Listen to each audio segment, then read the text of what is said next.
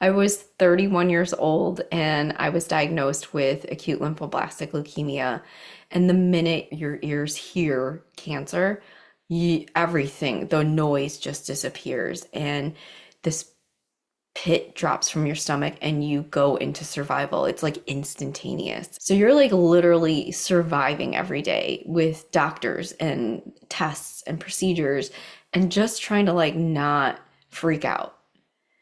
And even though you're freaking out because you're like, what's happening? So that was like the most humbling experience that I've ever had in my life to be so completely helpless. I was temporarily paralyzed on my left side.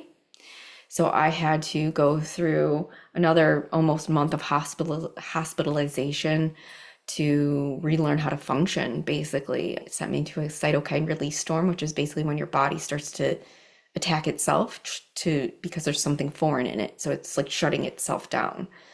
I'm in the hospital now for like 60 something days and I'm like, I need to get out of this. Can I leave? I promise to come back as many times as you want, because we have no other options right now. But at least maybe this data will help save someone else's life. And that's all I thought about.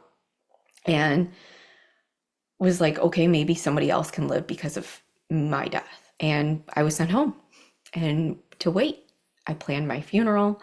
I planned for my now ex-husband to be living with someone else and have another life and all of these conversations that you never thought you'd have, let alone be having them at, I was only 33 at the time. And we got approved, which thankfully after a couple months, and then I went into remission from that drug one more time. But this isn't for me. This is for everyone that got me to this point because like people moved mountains to do this.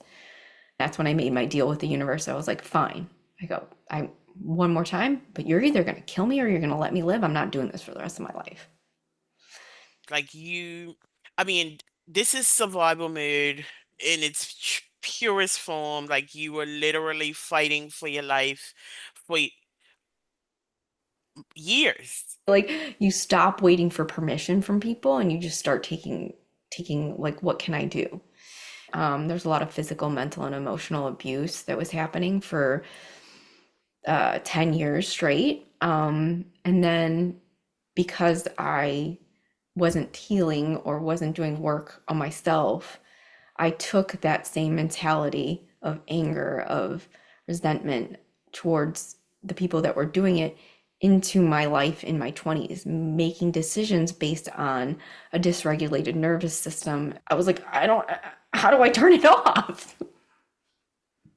It wasn't until I relapsed again that I was like, what do I need to be doing? Hmm. Because everything's got to change. So I think this was the universe's way to be like, you got to change some stuff if you want to live.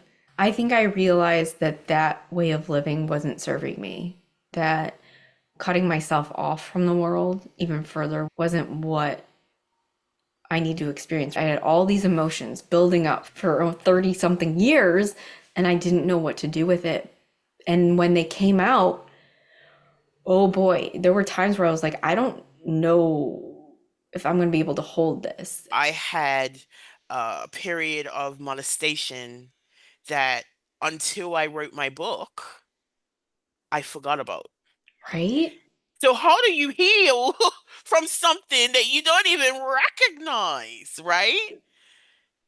So, the listeners have probably heard me say this 100 times. I think that there are three phases to exiting survival mode. The first one being awareness, self-awareness. We cannot change what we cannot see or acknowledge. The only way that I had ever described myself was attached to the interpersonal relationships that I had.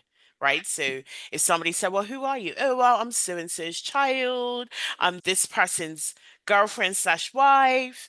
I am this. You doubt yourself so much because somebody's been telling you who you are for your entire life that you're discombobulated. I'm like a smorgasbord of personas here. And I don't know how to navigate that because I didn't understand where it had come from initially. Recognizing that your actions aren't pleasing someone, so you start changing the way that you show up so that you aren't feeling rejected, right? Like, I want to make this person happy, so I'm going to do all of these things, even though my soul is screaming no. I would have rather died than lived in that moment. There's life before cancer, there's life during cancer, and then there's life after cancer, but I don't know how to do the life after cancer. You can have the perfect diet and exercise every day, but if you do not address what's in your head and your heart, you are still unhealthy in some way.